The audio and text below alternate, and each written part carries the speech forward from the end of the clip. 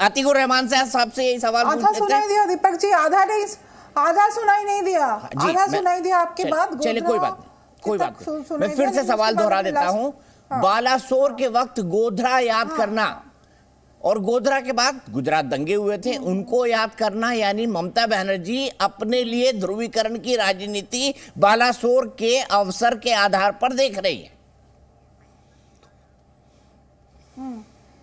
मैं उत्तर दे दूं आपके प्रश्न का? जी बिल्कुल दीपक जी, पहली बात तो यह है, देखिए ना, हमने गोधरा के विषय में यहाँ पर चर्चा करने की, हम लोगों को कोई राजनीति करने के लिए ये परिवेश है ना, ये टेस्टिंग टाइम है पूरे देश के लिए। हम लोग कोई राजनीतिक मुद्दे यहाँ पर नहीं उठाए।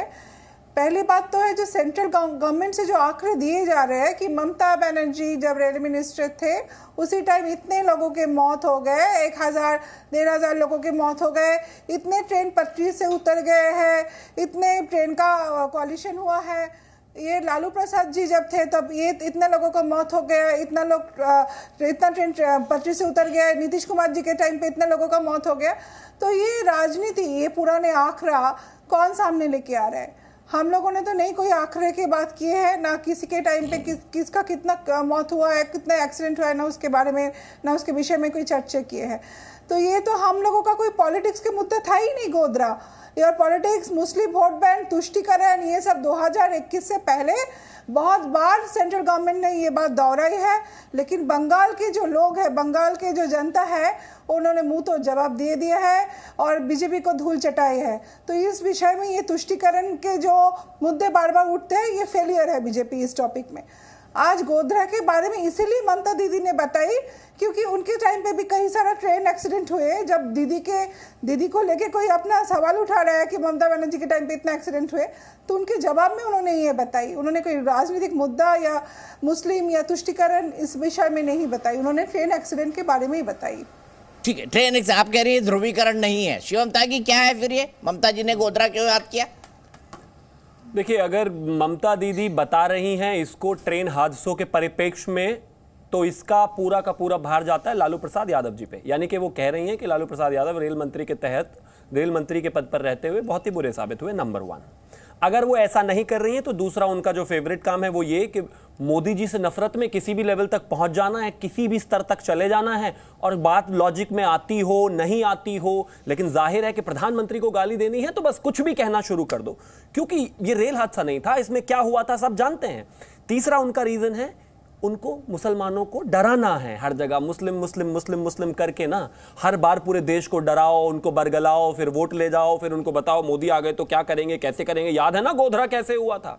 गोधरा कैसे हुआ था ये देश अच्छे तरीके से जानता है, किस तरीके से S6 बोगी को घेर कर उसमें पेट्रोल डालकर जो है उसमें आग लगा दी थी और क्या हुआ था साधुओं का। तो मैं तो सिर्फ इतना कहना चाहता हूं, और उसके बाद एक और भी चीज, सिर्फ इतना नहीं था, गोधरा के होने के बाद में लालू प्रसाद यादव जी की अध्यक्षता में एक बनर्जी कमीशन बना था। बनर्जी कमीशन ने जब फाइंडिंग्स दी और रिपोर्ट दी तो उन्होंने कहा कि ये बोगी जो है जलाई नहीं गई थी। हुआ क्या कि अंदर जो है स्टोव पे जो है कुछ चाय या कुछ बना रहे थे वो यात्री जो थे, और वो स्टोव में आग लग गई थी, तो इस वजह से पूरा का पूरा डब्बा जल गया। कार सेवक, यहां तक कार सेवकों को बचाने, कार सेवकों की हत्या में, यहां तक जिन लोगों ने ये सब किया उनको बचाने के लिए ये कह दिया कि स्टोव जलाते हुए वो खुद ही जल गए। इतना बचाना, इतना मुस्लिम तुष्टीकरण, और जो मुद्दा जिस विषय पर मुझे लगता है इस देश के सुप्रीम कोर्ट ने भी सारी चीजों में क्लीन चिट दे दी है, लेकिन आज भी आपके पास मुसलमानों को डराने के लिए उसके अलावा कोई काम नहीं है, तो जाहिर है आप ये मान सकते हैं कितनी बड़ी हिपोक्रेसी है। अब अंत में एक चीज पर आता हूं, इनको आंकड़ों से बड़ा डर लग रहा है। कहते हैं वो ममता दीदी के समय की बातें बता रहे हैं, वो लालू जी के समय की बातें बता रहे हैं, वो नीतीश जी के समय की बातें बता रहे हैं। क्यों ना बताएं? अगर लालू प्रसाद यादव जी ने और लैंड फॉर जॉब स्कैम में जो है रेलवे की जमीन जो है लोगों को दी है, तो जाहिर है फिर उसमें उनको क्यों नहीं बताया जाएगा। अगर ममता बनर्जी के राज में 2009 से 2011 तक 13 बार ट्रेनें टकराई हैं, 160 बार डिरेल हुई हैं, 300 लोगों की मृत्यु हुई है, 302 लोगों की, 611 लोग घायल हुए हैं, तो इसे सुनने में आपको बुरा क्यों लग रहा है? अगर एनडीए और यूपीए का मैं कंपैरिजन करूं तो आप देख लीजिए, एनडीए के समय में टक्कर 24 बार हुई है, पटरी से ट्रेन 382 बार उतरी है, 406 लोगों की मृत्यु हुई है, जो दुखद है, घायल 1186 हैं। अगर मैं यूपीए की बात करूं तो 82 बार टक्कर हुई है, 861 बार ट्रेन उतरी है, 806 लोगों की मृत्यु हुई है और 2064 लोग घायल हुए हैं। तो अगर आप सवाल उठा रहे हो तो नैतिकता के आधार पर सवाल तो आपसे भी पूछा जाएगा ना कि भाई 10 साल में जो आपने हाल किया आप इसको कैसे जस्टिफाई करेंगे। और अंत में एक और चीज, बार बार इस देश के जो है रेल मंत्री का इस्तीफा मांगा जा रहा है। 1275 न्यू रेलवे स्टेशन को रीबिल्ड किया गया है अमृत भारत स्टेशन के तहत।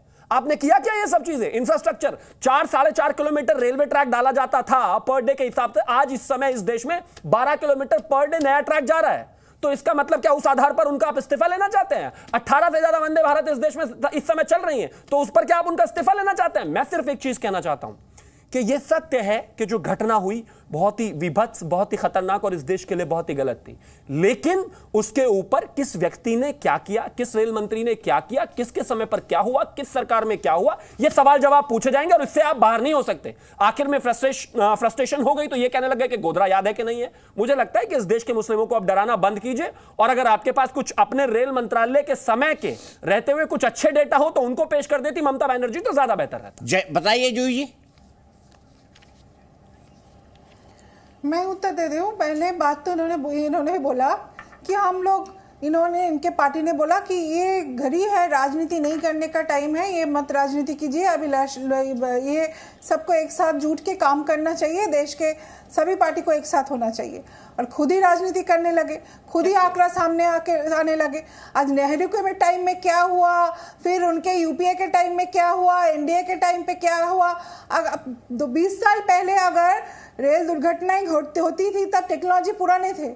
आपने 2022 मार्च में आपने कवच नाम के कुछ आपने इंट्रोड्यूस किए थे, आपके गवर्नमेंट ने, मोदी गवर्नमेंट ने इंट्रोड्यूस किए थे, जिसके पीछे आपने 16.88 करोड़ रुपया अपने एक्सपेंडिचर आपने रखा था, रेल मिनिस्ट्री ने अनाउंस किया था। तो कवच कहा गया? अगर एंटी कॉल्यूशन हो रहा है उस पर कवच नहीं था। इस देश के रेल मंत्री ने बड़ा स्पष्ट कहा है और राजनीति नहीं कर रहे हैं।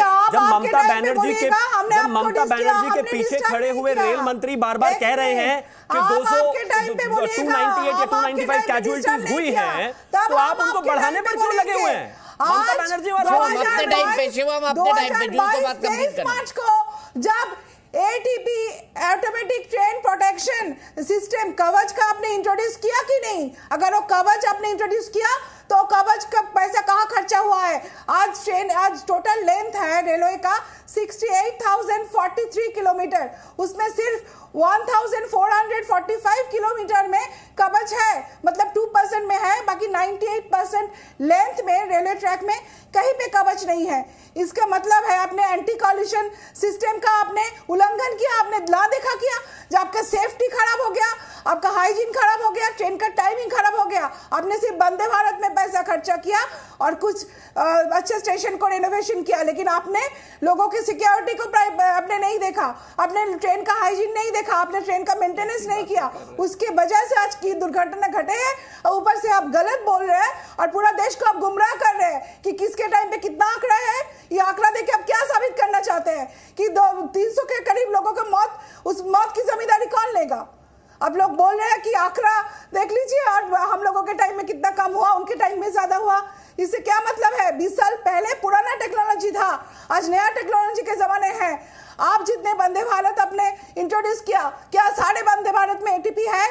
हम पूछना चाहते हैं क्या सारे हाई स्पीड जो ट्रेन है उसमें क्या कवच लगाया गया है? उत्तर है आपके पास? बोलिए। सिक्योरिटी के बारे में पूछ रहे हैं हम, देश की जनता पूछ रहे हैं।